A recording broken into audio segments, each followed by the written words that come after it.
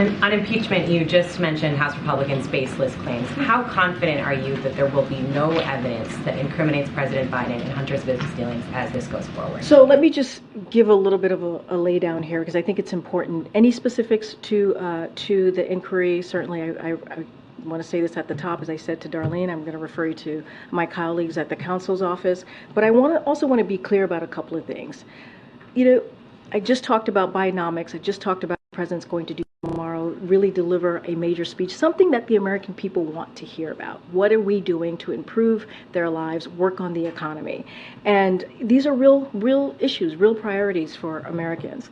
And like I said, like lowering costs. But what you see Republicans in Congress, right, they have spent all year investigating the president. That's what they have spent all year doing.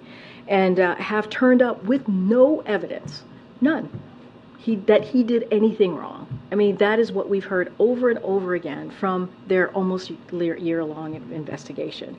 Meanwhile. But do you not have any concerns about the questionable business dealings of Hunter Biden and possible ties to the president when he was vice president? Well, there's been no evidence of ties to the president or any evidence of any wrongdoing on the part of Joe Biden. We know that bank records show that nearly $20 million in payments were directed to the Biden family members and associates through various shell companies. All right, $20 million, various shell companies. What are the facts? Jim, I think it's important to take a closer look at the specific language that Speaker McCarthy is using here. Notice he said Biden family members and associates. Didn't say $20 million to Joe Biden. Why is that? Well, because Republicans, like everyone else in the world, have not presented any evidence, and apparently not found any evidence, that Joe Biden himself got any of this money. But I don't see evidence yet that would support impeaching Joe Biden.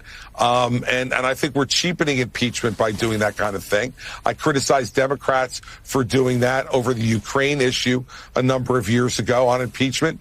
And I don't want my party to fall a victim to the same thing.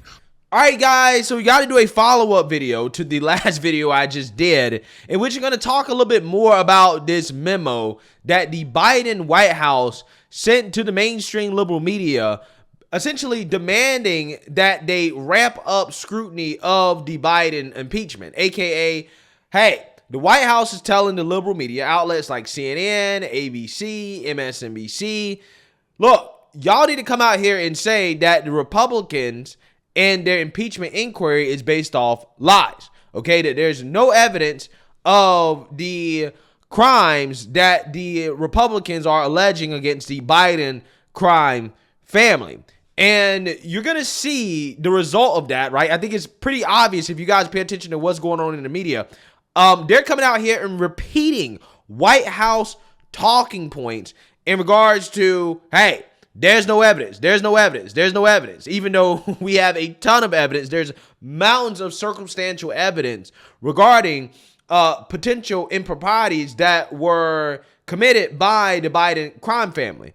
But it seems that some of the biggest mouthpieces for the Democrat Party, the cackling hens on The View, seem to forget the message, right? They went off script, specifically Sunny Hostin, when discussing the impeachment inquiry against Joe Biden, in which she admits, okay, she slips up and says the quiet part out loud that all these people know, okay, but they can't say because they're on Team Democrat, they're propagandists. I'm telling you, this is proof, this is evidence. She slips up and says, honestly, I do think that there's evidence. Take a look. Now, I'll say this, and some of you are going to like this.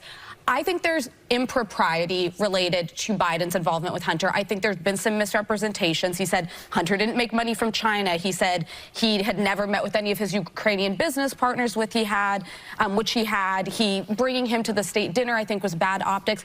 I have yet to see, and this is me, Alyssa Fair, something that's evidence of a crime. The bar is high crimes and misdemeanors for impeachment. And let me just tell you, I know Congress very well. This is dead on arrival in the Senate. Yeah, there are they don't not have the 65 votes to convict Joe Biden. theater. People are going to be shocked. I completely agree with that. I think that there has been some more. Shocking, right? More though.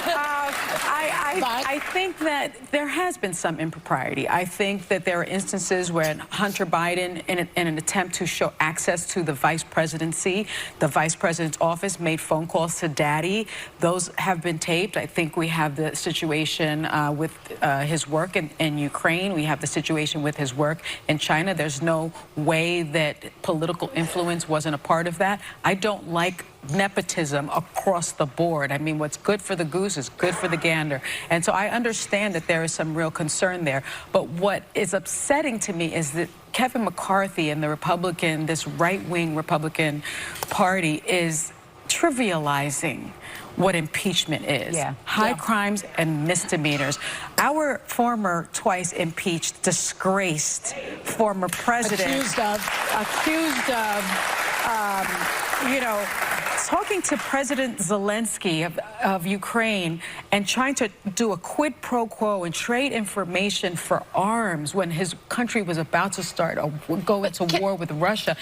Don't you think that's pretty significant? It is. But my point is, if there's improprieties, do the legal thing. Right. Yeah. Take it to court. Make it show us what it is. It's not enough to say, well, so-and-so said this is what it is. No, they wanted to find out, what did the last guy do? Here's all the stuff he did. Yeah. But if there is stuff that you're saying, not you, but if there are things that people are saying that the White House did that are illegal, then prove it. Bobby, this is what Steve Bannon calls flooding the zone. Just throw it out there to confuse everybody. Well, but that's what they always do. Yeah. That's what they always do. The people of this country need to know that the Republicans are on the same page as Vladimir Putin, who said everything that is happening with Trump is the persecution of a political rival for political reasons. That is exactly what the MAGA wing, of course, of the Republican Party is saying. They are in sync with Vladimir Putin, who is the most evil person in the world right now. Well, some people, you know, feel like there's a whole bunch of evil people in the world right now, and it's hard to tell who's who. Yeah, so you seen that, you heard that. Now, after Sunny Hostin made the mistake of essentially laying out the evidence against Joe Biden, okay, which that's exactly what she did. I don't think she realizes that that's what she did. You know, she thought that it would be enough to say, well, but Trump, right? But Trump. We'll talk a little bit more about but Trump in a little bit here. But it's very interesting because after Sunny Hostin essentially, again, laid out the evidence, right, the reasons why we're having the impeachment inquiry, okay, despite the fact that these people keep screaming that there is no evidence, Sunny Hostin was actually forced to read a legal note, okay, presumably with the White House's message, right, White House talking points, claiming that there is no evidence that there was any crimes committed by Joe Biden when, you know, doing business deals overseas with his son Hunter. Take a look.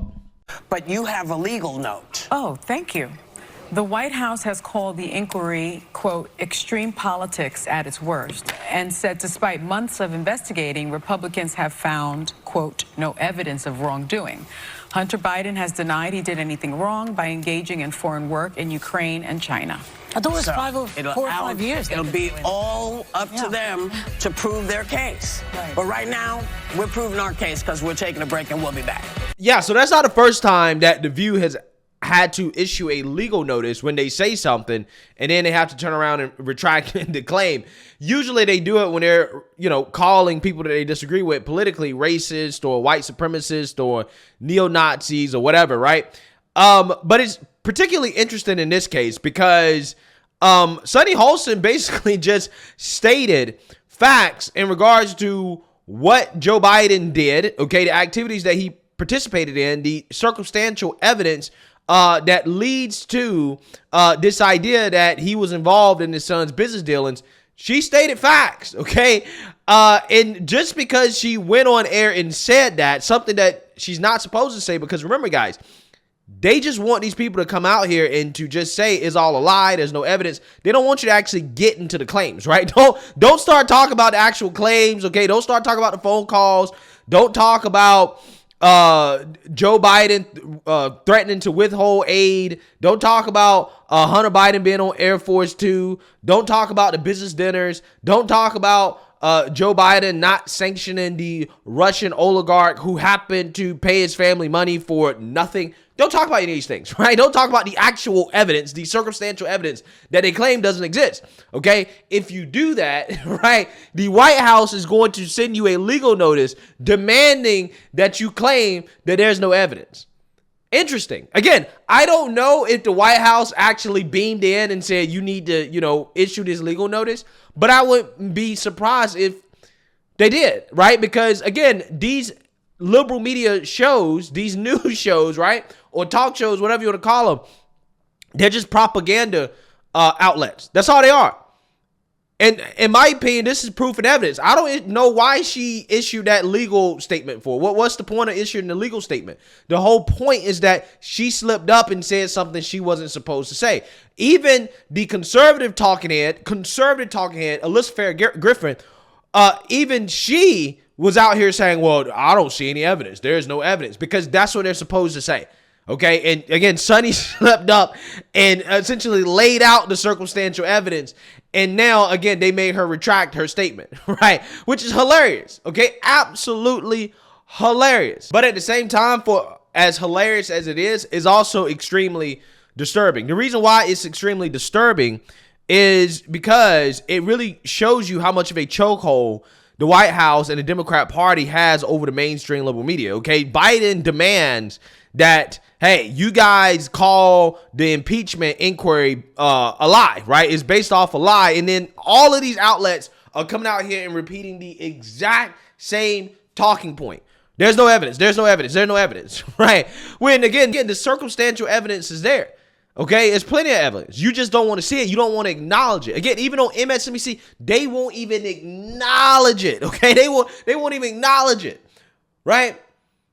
Which, again, is fascinating, because with Trump, they don't need direct evidence of anything, right? Circumstantial evidence is enough, okay? I mean, Sunny Hostin wants to talk about a quid pro quo, okay, and using that to justify impeaching Trump in regards to a phone call with Ukrainian leadership. Well, what do you think Joe Biden essentially threatening to withhold taxpayer money from Ukraine in exchange for firing a prosecutor who was investigating Burisma, the company that Hunter Biden was on the board of, even though he had no skills? You don't think that was a quid pro quo, right? What was that? What was that? Again, it's just hilarious how much of a double standard it is. But at the end of the day, this is what they asked for, right? When you start having these frivolous impeachment proceedings against Republicans like Trump, you opened up Pandora's box. You opened up the possibility of this happening. And that's why I think it's just so hilarious how these people want to boohoo, whine, and cry. Oh my God, you're using impeachment too much. Impeachment is being watered down for political purposes. Well, I mean, I wish you would have been crying about that under Trump. You should have been saying that with the first Trump impeachment. Democrats were looking to impeach Trump the first day he stepped foot in the White House. Hell, they were looking to impeach him before he got in the White House. And they used any little thing that they could to actually get the man up out of office. They would have tried to impeach him with the Russia investigation. But, there was so much of a lack of evidence there, they couldn't impeach him for that, right? So they just settled with, the Ukraine phone call, right? That's what they settled with. But again, it's just amazing. These people who cheered this stuff on when Trump was in office, these are the loudest people crying the most now that it's happening to them. But that's how politics works. The pendulum always swings the other way. What you ask for can and will be used against you when the tables have turned. And the tables will turn. They will. They turn every single time. So again, I just find it fascinating how you had a mainstream liberal media issuing the same talking points after this memo, which tells you everything you need to know about the so-called free press. That the free press ain't free, okay? That they're beholden to the White House, that they're beholden to the Democrat Party. That's just essentially what it is. That's the type of country that we're living in right now, where the government and the media are basically the same. So, hey, let me know what you guys think. Make sure you like, comment, and subscribe. Most importantly, share a Black conservative perspective. Peace.